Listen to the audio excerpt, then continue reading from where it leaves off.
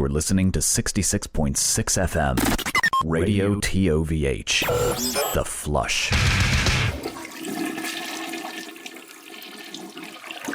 We're going to do things a little bit different today. What you're about to hear is an extended interview with, honestly, one of my favorite bands to ever exist. This is a band that I got really into when I was a teenager, and their songs have stuck with me ever since. They have a new record coming out. We'll be talking about it on the show, of course. It's good. It's really good. It's so rare that a band that's been going for so long puts out something that feels so full of life, so potent, so vital, that I was absolutely compelled to talk with these guys. Folks that have listened to this show for a long time know that I got into a lot of really cool music through my friend's older brother, including things like Tragedy, that band that did Boston Teabag Party, George Washington, and this is one of them, A Wilhelm Scream. For folks that aren't in the know, A Wilhelm Scream is your favorite musician's favorite punk band, and it's been that way for over 20 years now. There are so many things that make this band special. They are brash and vulgar. They're creative. They shred. Their instruments shred, unlike any other punk band, save maybe Propagandhi, which is, also a really killer band. They have 3-part harmonies. They stack everywhere, and it makes everything sound so dense and propulsive. It's just incredible. I love this band. I really appreciated these guys taking the time to talk with me. As you're listening to this, they're gearing up for a West Coast tour plus Australia, so check out the dates for that. I will include a link in the description where you can find those. And I apologize for you having to hear me totally fanboy for the next hour, but sometimes that's necessary. Anyway, on to the interview. Well, hey everybody, it's me, Joe Thrash and Kill. You're listening to another thrilling episode of the Toilet of Hell radio show. I'm joined this time by two very special guests. We have the twin guitar attack from A Wilhelm Scream. We're here with Trevor and Ben. How's it going, fellas? Going great, Joe. How you doing? Doing well. I'm really excited about this. I've been listening to A Wilhelm Scream since I was a teenager, so I am very far removed from that now, unfortunately. That makes me way far removed from that. So yeah, it's one of those things where, the music of A Wilhelm Scream has kind of been present in my life since I was like 17 years old. And that's been more than 20 years now. Wow, that's awesome. Well, I found you guys, the way that every cool band is found through a friend's cooler older brother. So, and it's been that way ever since. I want to talk about a lot of things with y'all because I've been a big champion, a big fan for a long time. Ben, you're kind of the new kid on the block with this band. Is that correct? Correct. Yeah, I'm the newest member. I joined in early 23. So folks that are listening to this program, you're probably more familiar with Ben's former band than you are with the Wilhelm Scream, perhaps. Light This City, right? Mm-hmm. Yeah. So I know that was a huge band for a lot of our listeners in terms of like, oh, hell yes. On the screen here, we have the Light This City releases covered. Framed. Yeah. Hell yeah. And I know that folks that listen to the show also, I wanted to do the 6 Degrees of Kevin Bacon thing to connect the 3 parties all in one here. So folks that have been listening to the show for a while know that we had regular guests on for a while before his untimely passing. That was Trevor Strnad, one of the greatest champions of bands in the history of modern metal, who also did guest vocals for a Light This City track. Isn't that right, Ben? Yeah, a song called Fear of Heights in 2006, yeah. Absolutely. And I remember talking to Trevor, and he was also a huge fan of A Wilhelm Scream. Mm-hmm. So how does this all come together between you two? Yeah, I mean, that's the direct connection is I have Trevor to thank because in 2004, I think he emailed, myself and Laura would email with him a lot, and we saw them for the first time on the Unhallowed tour and stuff like that. And I'm not going to play show and tell this whole time, I promise. But I actually have the poster from that Unhallowed tour. Oh my God, they were babies. Little babies, yeah. But nice. Anywho, I'm a prop comic. But yeah, we were emailing and he sent us mute print. He's like, you have to hear this band. Like they combine like mellow death guitars almost with like the best punk rock with like hot water music, gruff kind of vocals. And we were like, sign us up. And we fell in love. And at that same time, Light the City and Black Dahlia were blasting Wilhelm in their vans nonstop. So, oh, that's fantastic. yeah. And, flash forward many years, like during the Light the City years, we would go see them when they came through and hang out. And then I'm talking about Wilhelm Scream. Same with Black Dahlia, but for Wilhelm. And then we met them first time in 2005. And then flash forward to when Hard Sounds started going, and Wilhelm took us out on a few tours. And yeah, the friendships just evolved. And then, kind of signed him to Creator Destructor in like 2019. Reissued the catalog, then did Lose Your Delusion, and the relationship just grew more and more. And so the final evolution was like I filled in on tour in Europe in 22 for Jason because he had a tour with Census Fail, and then shortly after that he had a kid, so he just couldn't do it anymore, and I slid right in, and it was a natural fit, but it's a crazy 20-year round up for me. It's a crazy thing because if you told me that 15 years ago, I would have told you to like shut the fuck up, stop messing with me, I think it's great though. Like it kind of it's the Predators shaking hands thing. We have punk and metal still side by side. Yeah, totally. Yeah. So with this, like I think that A Wilhelm Scream, one of the things that makes it a really unique band is honestly, the guitars just go so much harder than most other punk bands, just straight up. I wanted to talk a little bit about guitars, and we don't have to get into gear talk, anything like that, but I do want to ask you, like, who are your guys? Like, who are the guys that like inspired you? I kind of want to shred a little bit. Well, my favorite guitar player has always been Jay Mascis from Dinosaur Jr.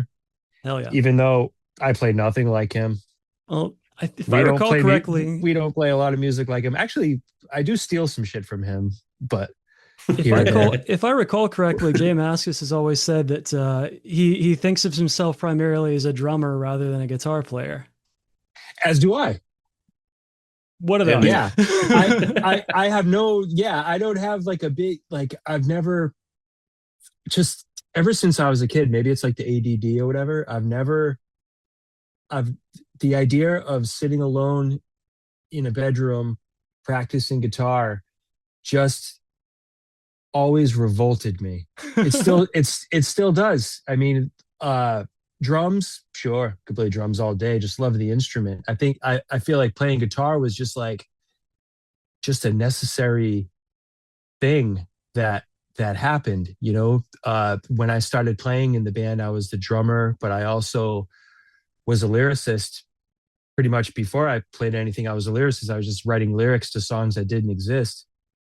And then started learning about music by playing drums and being the foundation of the band. When you're the drummer, especially when you're starting out in the band, and like maybe you have like some ability level, for your age or whatever, the drummer is the captain of the band. It's the leader of the band, So back then it was sort of like, all right, we don't have a singer right now. All right, I'm just going to sing and I'm going to play while I'm singing. Okay, cool. All right, this is somehow working. And then eventually it just made sense to switch over to guitar. But the first thing that I heard that like blew my mind about that had to do with guitar, where I was actually paying attention to guitar, would be In Flames and At the Gates. Hearing those bands and saying, what the fuck is this? What is going on? These guitars are the catchiest things I've ever heard in my life. And then shortly after that, hearing Iron Maiden and then saying, okay, I understand now where all of this comes from. this shit is just, they're just on like bath salts doing this shit. You know what I mean? Like they're just these guys must be in Norway just listening to Iron Maiden and like huffing gas or something. That's so great. And yeah, that kind of shit just like fucking blew my mind. You know what I mean? Still a punk rock guy at heart, like, I relate way more to like a Screeching Weasel than I would, I don't know, Cannibal Corpse or something. But as far as how impressive that shit was, just fucking really had an imprint on me that, the idea of guitar harmonies, it was like something that we had already been doing with our vocals. We're like harmonizing everything. We're putting 3-part harmonies out of all over the place because we're loving Bad Religion so much. You know what I mean? And all of those, like a lot of the melodic heavier punk bands. And in our formative years of starting the band, it just happened to be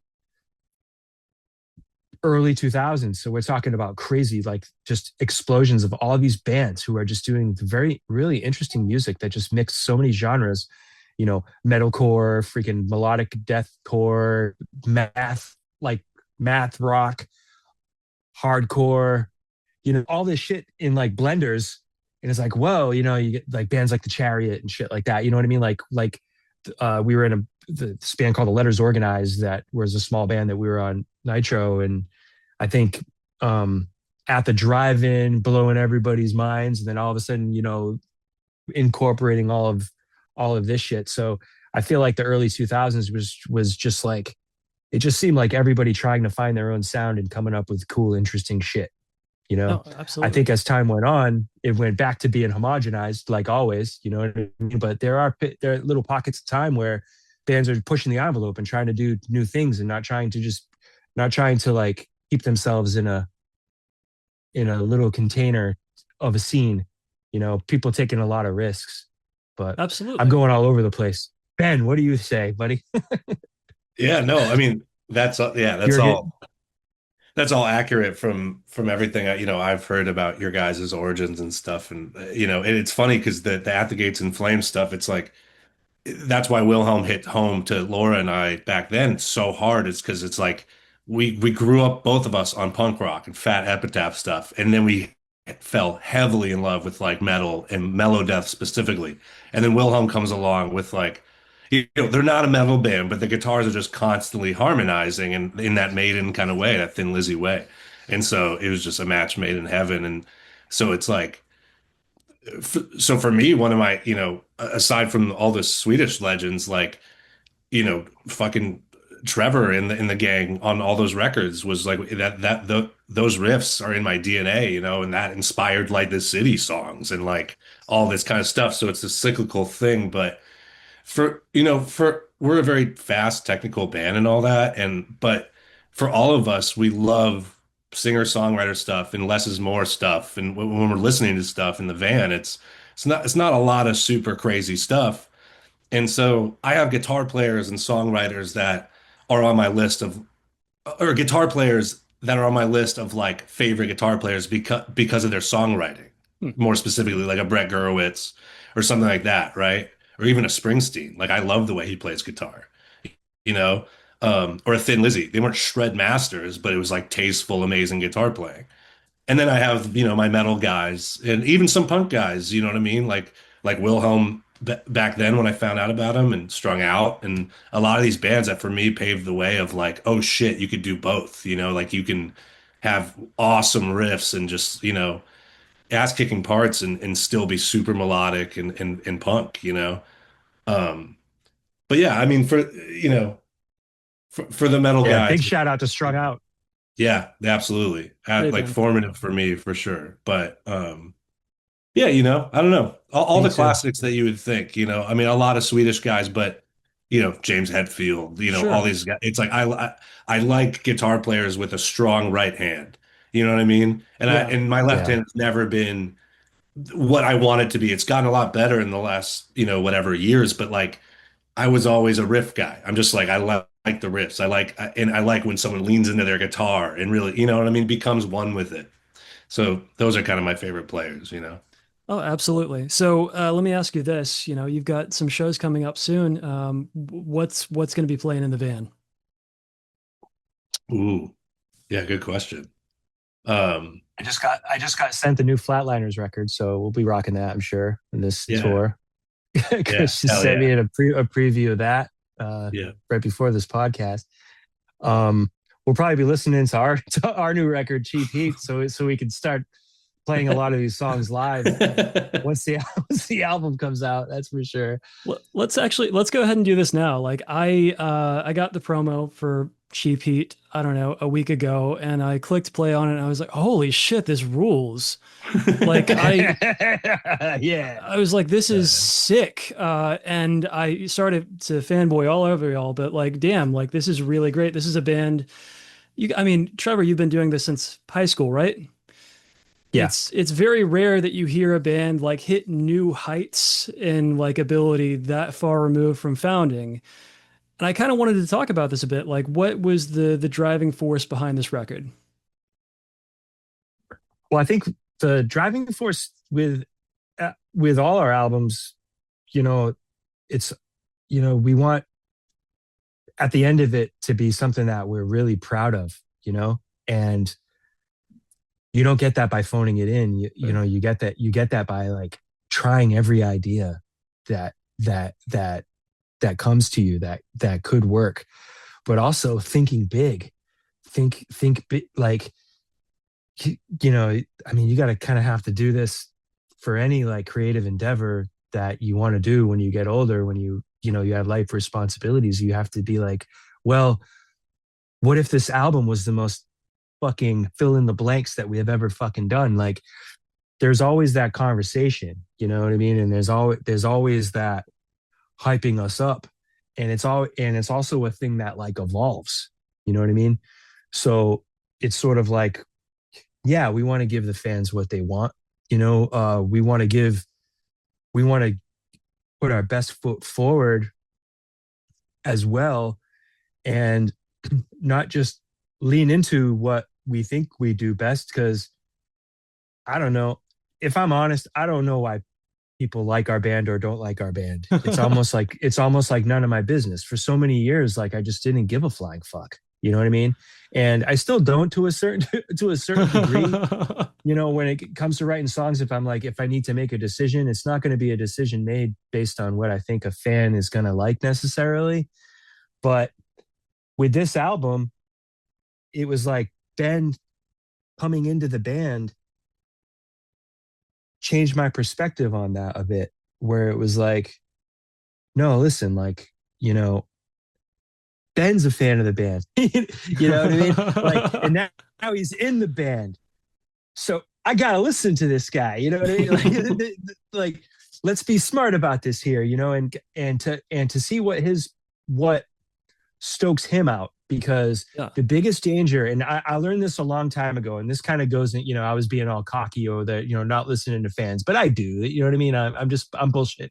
I'm like bullshitting you with that. But if I look back, and I was lucky enough at an early age to, let's say, like a song, like we have a song called "The King Is Dead," very popular song, pretty much went off like gangbusters, like pretty much right after I wrote the fucking thing, like starting with my bandmates. They were like, "Oh, this song fucking rules," you know. Coming from that, like it would have been easy to fall into that trap. It's like, fuck, I need another King Is Dead.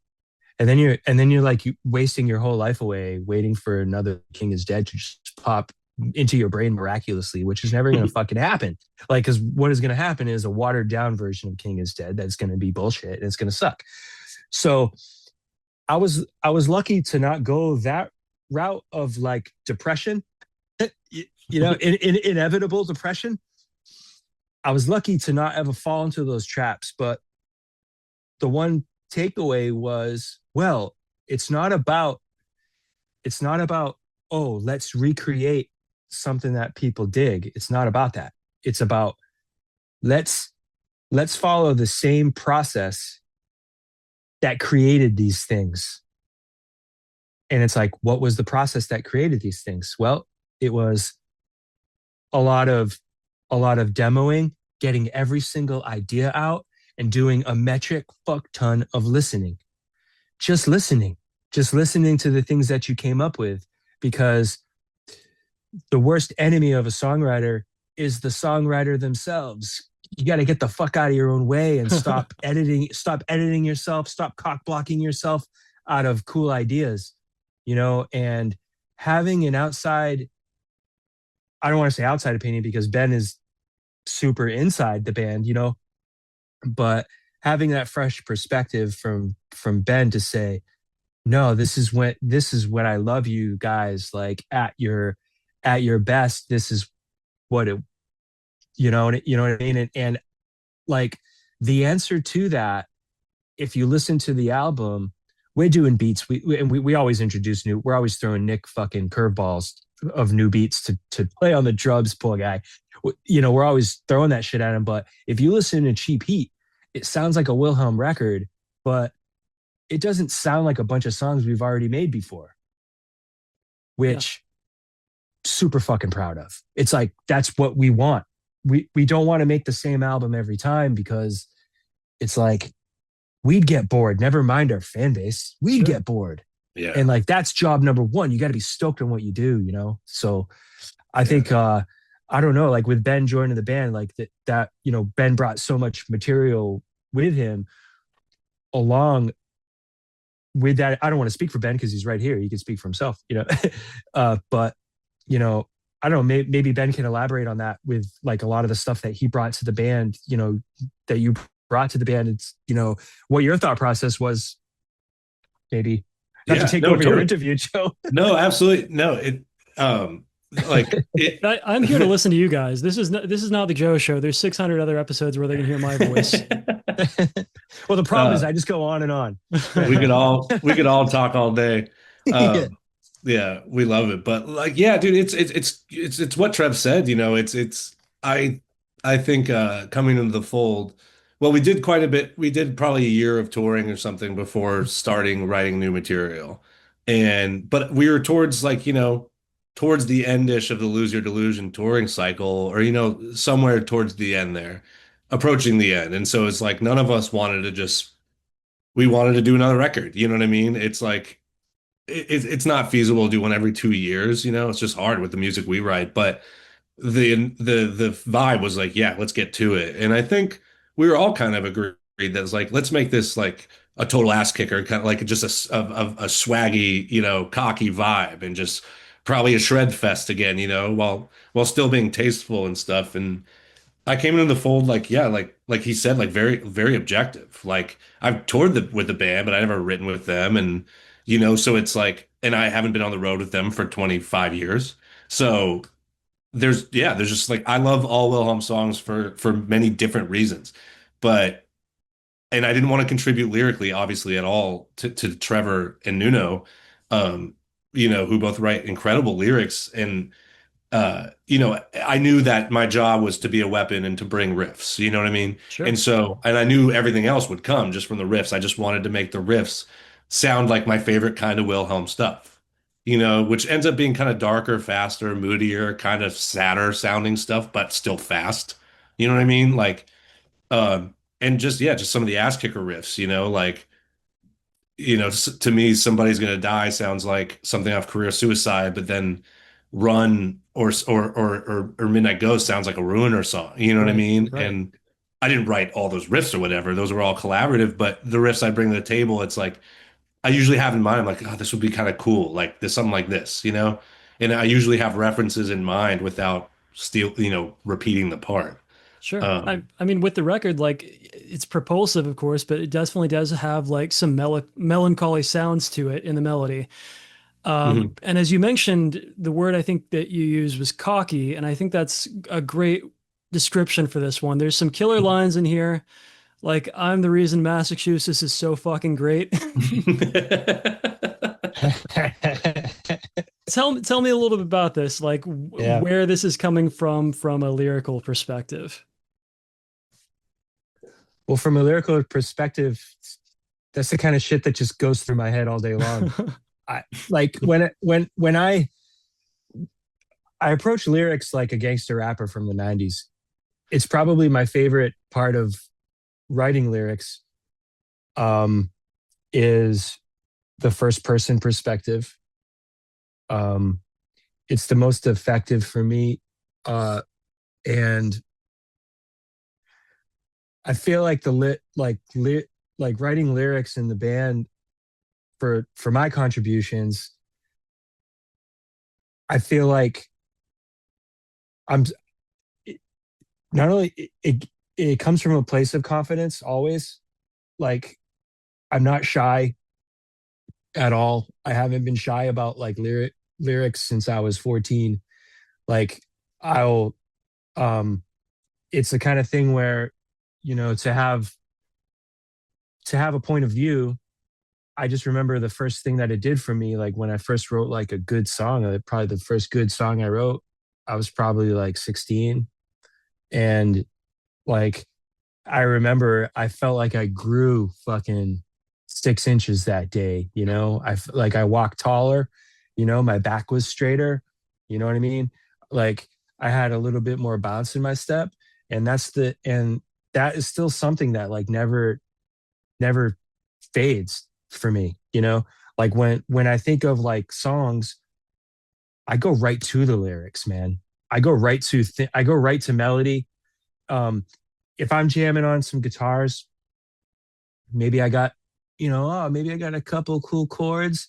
You know, that's all I need. I need like a millisecond of a chord. And then comes the phrase.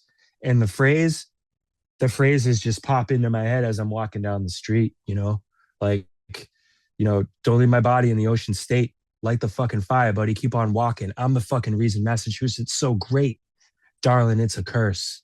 I never been hurt by anything. Fucked my enemies to death. Some say I'm blessed. I just come correct. And it's so funny you mentioned that. That's just how I talk. That is very much like people. That is very much like a 90s death row line too. Yeah, totally. Yeah, and even going back before that, like Black Sheep and stuff like that. Before the gangster element was brought to it, you know, it was like Big Daddy Kane, you know, yeah. Nas, you know, like those are like the lyricists that moved me at a young age. You know, being, you know, whatever, 12 years old, listening to music. I didn't get into like the Blake Schwarzenbachs of the world until I was in my 20s and stuff. You know, where it was like, oh wow, like. You know, and taking like the beauty of like a Blake Schwarzenbach kind of lyricist, or, you know, writers of that caliber, and then mixing it up with basically street talk, and then this is very important here, taking the English degree that I have and crumpling it up in a little fucking ball and throwing it out the fucking window. That is like, you know, it's about intention, right? Sure. When you're writing something, it's like, yes, I am very well aware that this song is grammatically incorrect. This is, grammatically speaking, this is very wrong. But if it's not said this way, in the wrong way, then it ain't right. But it helps that, you know, that's my approach. You have some literary background and you have the ability to use that to turn a phrase. I mean, just. Yeah. You got to know the rules before you can break them. Exactly. So that's how you know, that's how you separate the wheat from the chaff in music. There's just things that come to mind over the years. Like there's me with the geriatrics at the slot machine. Like you immediately put an image, really bleak image in somebody's mind. And then with the street talk, like live like a legend, die like an asshole. Like you really can't beat something like that. It helps to have some foundation with the classics before you can throw a wrench into it. Yeah, thanks. Like the city. Laura's got white knuckle grip on the world tattooed on awesome. Her arm too. The Wilhelm's lyrics have always resonated so hard with fans. You know. To me, it's always been a notch above, and no one could do it like they do because it's who they are, like the slang and how they talk, where they come from, their experiences, you know, so it's really unique. Cool. So, you know, it's it's been happening. This has been a band since you were in high school. Things have changed significantly, perhaps since, the 90s. The music industry is very different in that it barely exists at all anymore. Really, when both of your bands were like really blowing up, MySpace was kind of the outlet that was blowing up that allowed all of these people to put their music out themselves and connect with fans personally on what was primarily a music focused platform. So I guess what I'm saying is, like, did MySpace losing to Facebook ruin the world instead of going the other way around? I don't know. When MySpace was around, I remember MySpace being like, I remember looking at it and being like, fuck, like, what is this? It's like, this is like another, it's like the next thing. It's like the next thing to figure out, the next thing to conquer, Mm-hmm. And I remember at the time, I'm like, there were like some of these bands. I'm like, who the fuck are these bands? And why do they have like hundreds and hundreds of thousands of whatevers on this MySpace? You know what I mean? And that was the first time that I saw like shameless self-promotion in real time. And it made me fucking sick to my stomach. I have to be honest with you. Like, well, like that's what I think of when I think of that time period. Like, sure. Like, I guess that's become the dominant mode of like everything since then, though. Mm-hmm. Yeah, I think of this one band in general. Like, it's killing. I don't remember the name, and I don't remember the band name, but I remember they were like a Southern California like pop punk band, and they had a band. Their name was sort of like a phrase, like "Never heard of it," but I don't think they were called "Never Heard of It." Apologies to the band "Never Heard of It" if this is not them. But so let's say there's like this band. Let's say they're called Never Heard. I don't know if it's Never Heard of or not. And it's like, they're like, okay, yeah. Oh, they're the band at Warped Tour that is just like destroying the environment with every pamphlet just fucking that everybody just throws on the floor. And, just like, the CDs, like the days of CDs where you're just like, it's just like, I swear endless roadside records. Got a box with them filled somewhere. Just, I'll never listen to this shit in my life. Yeah, I just remember seeing this band. I'm like, why is this band so massive? But they're not really massive because I don't know anybody that has heard their music before, but they're just huge. And then it was like, I looked closer and it was like managed by Jerry Heller. You guys remember Jerry Heller? That name is really familiar. NWA's manager, Eazy-E's manager, like the That's right. The OG scumbag. Paul Giamatti? Paul Giamatti's character? Yeah. Yeah. But fucking Jerry Heller is like the unscrupulous band manager. So yeah, that's what I think of when I think of like MySpace. And so I don't personally look back at MySpace as like the glory days of music necessarily, because it wasn't particularly good at the time. I'm just comparing what we have now to what was available then. Yeah. At least now you can make a music video for any budget that you like, right? And you can broadcast it to the entire planet. If they can find you, you're available. Whereas back in the day, you'd have to get your label manager to call up fucking Chris Cornell's buddy from high school that fucking went to school with this other guy that can get Famous Friends and Fashion Drunks on like Music Choice. Mm-hmm. You know what I mean? It was like constantly, it was like a constant, like, just like, oh, do me a favor, I'll do you a favor. You know what I mean? Which is like literally, in music industry. Sure. And like the gatekeeping for that, I mean, never mind. I mean, back in the day, you'd have to do a campaign where now it would be like a digital marketing campaign. But back in the day, it would be like, no, you have to like give money to Best Buy. Mm-hmm. Yeah. You have to cut a check to Best Buy so they can make a little room on their shelves for your CD. And, if they decide, so, I don't know, like we're at that we're at that point where the music industry was like cruising. because everybody's making like $9.50 off every CD, absolutely. right? Yeah. And then like I saw it, and like Nitro Records, they had 8 people on staff, and then as our records went on, it was like, okay, Mute Print, woo, going strong. All right, booyah. All right, this is good. Okay, ooh, Ruiner. Okay, spent a lot of money making that record. Oh shit. Oh no, everything's going down now. Oh shit. Oh, there's 2 guys left. Oh no, now it's only. Oh, we're on to our 3rd record. Now it's just Rick in the warehouse. You went from eight full-time people to just Rick in the warehouse, and this was over 3 years. This was between like Mute Print, Ruiner, and finally Career Suicide, which is like called Career Suicide for many reasons. And that was one of them, because it's like, all of a sudden there's no industry, and then everybody's like, oh no, what the fuck are we gonna do? And you know what I mean? And then the unfortunate thing is that, would you guess it? Who'd have thunk it? Who went and just destroyed it for their own greed? The major labels. Absolutely.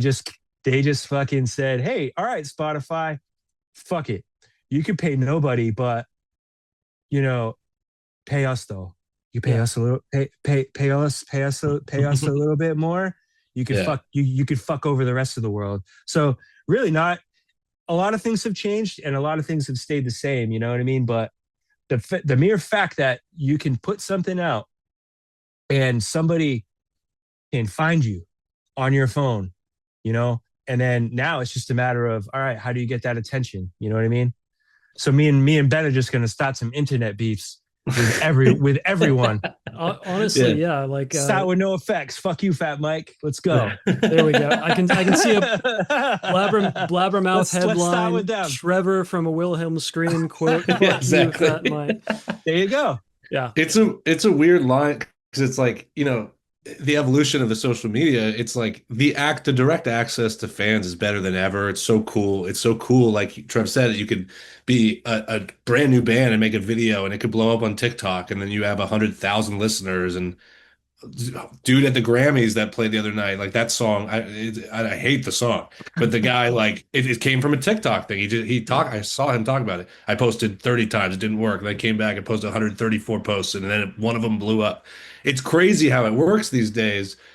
But at the same time, it's like that kind of gripe of people from our era, or older. It's like, I understand that gripe of like, yo, I didn't sign up to be like a entertainment personality. You know what I mean? Yeah. And you'll never see Wilhelm doing like some super corny social media shit that I see a lot of bands doing. But you do have to play the game. You have to adapt. You have to, adapt and evolve, or get left behind. So it's like, I'm sure it would benefit us to post every day, like a lot of, with the kind of, you're standing in the hallway of the venue, and you're like, hey guys, it's Ben, it's Trev. We just want to tell you about it. Like do it. Like we're not salesmen. We're not car salesmen. We didn't sign up to be, so it's a fine line. We enjoy making content, and we enjoy it's fun. Social media can be fun. The direct access to the fans, the wonderful messages you get, all the stuff. But it's weird. I think ultimately it's equal parts helpful and beneficial, and like toxic and strange, It's very alienating, it seems, to have to create these impersonal messages to try to sell yourself. I don't know, man. I don't want to sell myself to anybody. Yeah, it's hard, because there's bands that could pull it off with no socials, and they're, like based on vibe and hype alone or something, but that's 1% of them. Sure. It's like most bands have to do the work and put it, blast the flyer a bunch of times if you want the tickets sold. Like you feel annoying, but you got to do it. Fair. So yeah. Well, let me kind of the same thing here. I mean, you've both been touring forever as well. How has that changed compared to, everything else with selling your band? Touring is kind of the same. Touring. Well, there's a lot more people at our shows now. That's for sure. That's a big change. But I remember like, when we would roll up to a place, and then, there'd be a few people there. We go back again, a few more people. and then you go back again, a few more people, like that kind of thing, like is just like just really puts wind in your sails and makes you really, like just gives you like all the confidence in the world. You know what I'm saying? And it also the fans, like, you know, we've been around for a long time, but we've also been like around like playing places that no other fucking bands would go. Like during times of year where humans don't go outside. You know what I mean? Minot, North Dakota in like January. Hell You yeah. know, that's where you'd see Smacking Isaiah. Cause like I'd be like, I would take semesters off from school, you know, from college, and we'd book, hey, Smacking Isaiah booked another tour in the Midwest. And like, bro, like 400 people would show up to these fucking VFW halls, man. And every time we went back, it was just like gangbusters. The older we got, you know, we got signed, we changed our name, you know, to like Wilhelm Scream. And like, then like we would play Minneapolis, and then we play like the big towns. So, and then all the people from those little towns where we would play like the abandoned gas station or the hut, you know, in the middle of the desert with, you know, dogs with boners walking around just aimlessly. You know what I mean? Like wherever the fuck we would go. And then we would play like the big city versions of this, you know what I mean? Which would be like Minneapolis or like Albuquerque, you know, where all the people from the little towns, they fucking show up. And it's like, and it was almost like Wilhelm, when we kind of debuted, like going back and playing these places, we had a fan base that was like proud of us. We were theirs because they were the ones that saw us in these places where no other fucking bands would go. It would be us. I remember like the Rowdy, bro. It would be like us, and then like Coalesce had just been there 3 weeks ago, right? And fucking Minus the Bear. Minus the Bear was here like 7 months ago, and that's what it was in the very early 2000s. You know what I mean? I'm not saying that is the freaking road to success. I'm sure Minus the Bear took a different road to success. You know what I mean? Like not just doing that, but these are the names that you would see. And we would learn this shit from bands like Hot Water Music, who would just like be road dogs. They just stay on the road all year long. You know what I mean? And like, that's what we did when we started, especially when we got signed. We were on the road for like 8.5, 9 months out of the year. And we were fucking stoked, man. We were broke, but stoked. Yeah. It's, oh, sorry. I didn't mean to. We're not, well, that was pretty much it. We're not as broke anymore. We're just as stoked. And there's like more people, and, you know, we get to do more opportunities. So like the gratitude, you know, we weren't there for the big like punk rock boom of the 90s. Like we were too late for that. You know, we were influenced by a lot of that, but we were too late for that. You know what I mean? So every incremental step up, we were so thankful for, and we had such gratitude for. So when we go on stage and we're like, you know, showing gratitude for where we are, you know what I mean? Or if we're in an interview and we're saying, oh, you know, just like thankful for the people come out, you can you can believe that we fucking believe that, you know, because it's true. Like there's no disappointment in this. Like our trajectory has been always like this, but it's just been the angle, the degrees have been shorter, and it's been a lot, and it's been a longer road, you know? Yeah. But at the end of all that, you become fucking fearless and you become bulletproof. Nothing can fuck with you. Ben, you agree with that? I always envied that about Wilhelm. Like in the Light the City and Hard Sounds days, like, I mean, we toured a lot, you know what I mean? Light the City especially did the 8 months a year type thing when we signed with Prosthetic. And same thing as Trev said, like, you're like, oh yeah, I'm in Wyoming on the way out to the East Coast to start a tour. Like we would hit Des Moines, Iowa, like 4 times a year. Hell yeah. Just somehow back then you tour so much. You're like, holy shit, you have no business playing Des Moines that often, but or any city, you know. But But anywho, I went through a lot of periods in my life while on tour that were just, I was really young. I got started really young, as did these guys. But like Light the City started touring when I was 15. I was like by far the youngest member. We were the youngest band on tour. And I just had a perception of what the dream would be like. And then just touring more and more. It's a lot to process when you're 18, 19, 20, 22 with hard sounds like 25, 26, 7. That's still your 20s. Like I look back on it, and what I'm getting at is I have a kind of newfound appreciation for touring. I always loved it. And always knew I was built for it in some respect because it gave me a high like nothing else. You know what I mean? Like playing a show you wake up and there's a show that night. What the hell else is better than that? Give me gas station food. Give me shitty coffee. I don't care. Like that's the best. But when you're young, sometimes maybe you don't appreciate it as much, or you don't see how lucky you are, or you're not as worldly. You know what I mean? It's like I wake up and look forward to like a good iced coffee. You know what I mean? I was just a stress case in years past. So I found since joining Wilhelm, granted, I'm playing with my favorite band ever, and it's by far the most successful and established band I've ever been in. And there's an ease to that, I don't have to book the tours. I don't have to, we have a manager who's amazing.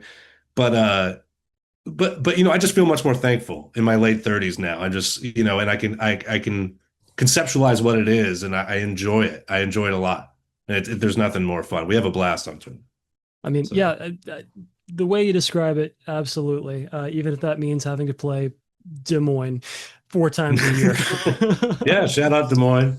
But, Like the City broke up in the middle of a Death Angel tour with Soylent Green, Death Angel, and God Forbid. Yeah. And we drove, like Laura and I broke up the band. We did a very quiet drive home back to California from Ohio.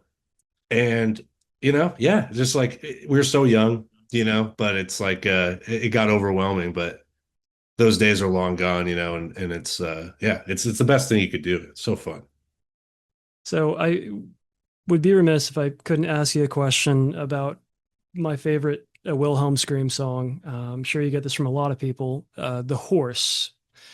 This, on the surface here, this is a story about a racehorse, who is pretty unhappy about his circumstances of being a racehorse. Is that what it's about, or is there some deeper narrative to it? I feel like this goes back to my my perspective based thing. Every song ends up being introspective, right? It's like trying to understand yourself. And I feel like with The Horse, it was that. I really feel like I feel like when it came to the using the lifespan of a horse to sort of like talk about addiction of all kinds of addiction, but also kind of like working yourself to death and being like, working on a dream for so long, you know what I mean? To the point where like I remember like our old bassist John, this might even be what inspired like wanting to write about a horse with the gambling aspect of it. When John left the band, John said, "I have to leave now." And this was after our first album, Uprint, when John left.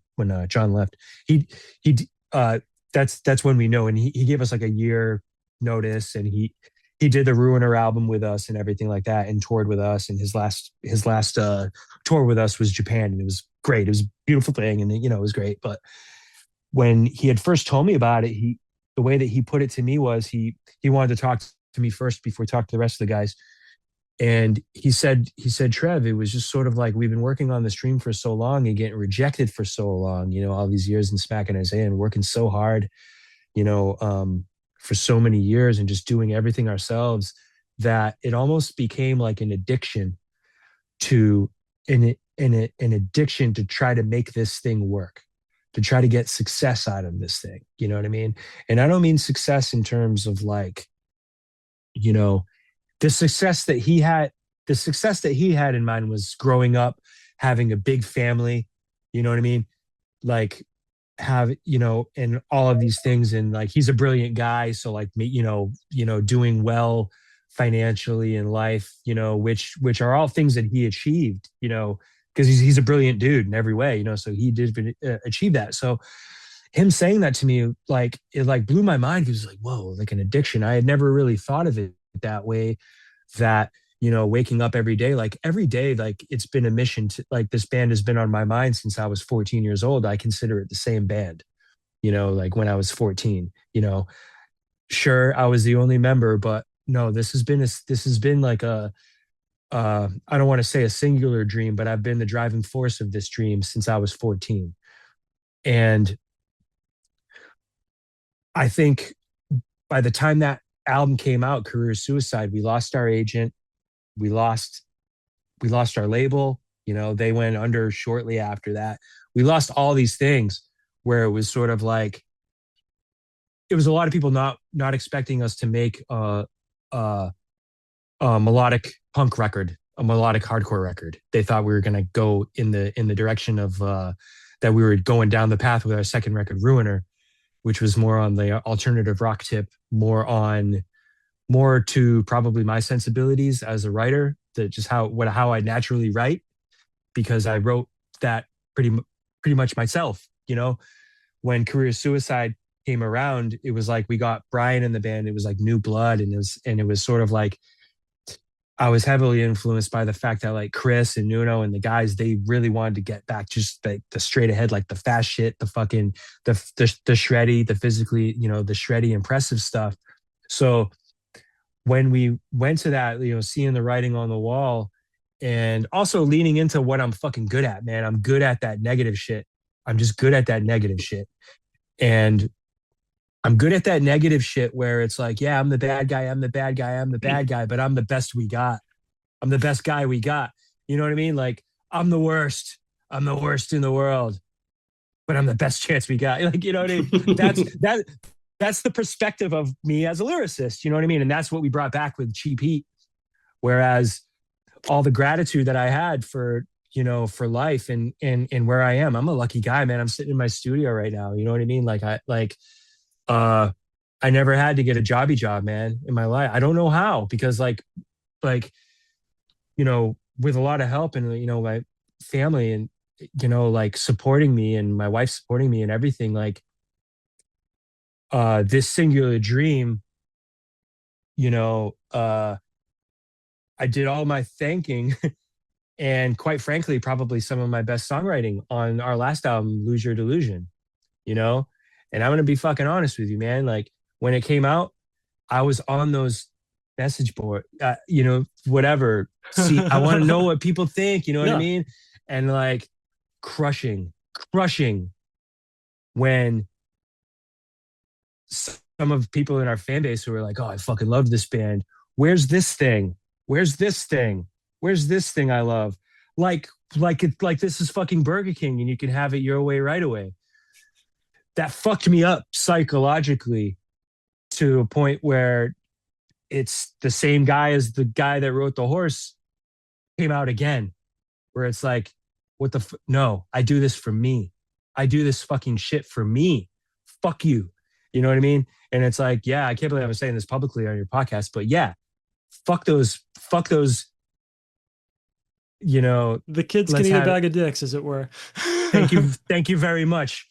The kids can eat a bag of dicks. Like, that is really, when you're staring at a blank page, man, you need a villain. I need a fucking villain. And on this record, man, I got a villain. I got a couple of them. For what it's worth. And I'm never happy. I'm never happier than when I go out there in the real world and I get myself a villain that I can talk about. And I just want to say thank you. Well, for what it's worth, I loved Lose Your Delusion, but I do love, I don't know, the Razor Ramon style of the bad guy is back here. Yeah. Nice. I really appreciate you guys taking the time and talking with a podcast called Toilet of Hell. That's dumb as hell. So, it's awesome. Again, I know you've got other interviews to do, but I want to say the record is great. I want people to go out and listen to it. What do you want to tell people before we go? Catch us on tour if you're in the West Coast. We're going out with Death by Stereo and Doomsday. Starts in 2 weeks, and then Australia and Japan after that. And yeah, the record comes out on the 27th in 3 weeks or so. So yeah, You will Hell hear yeah. a bit of And- that and- here. And I want to thank you for listening to Midnight Ghost and Let It Ride. Yeah. I don't know when this is gonna air, but like I got Tunnel Vision will probably be out pretty soon. And That's a good. Yeah. That's a good ass song. thank you. Thank you. Yeah, thanks to you, Joe, and thanks to Toilet of Hell and everything. All right, Appreciate everybody. it. thank you so much, Joe. All right, y'all take care. Thanks, You too, bro. brother. Thank you. Cheers. You're listening to 66.6 FM. Radio TOVH. The Flush.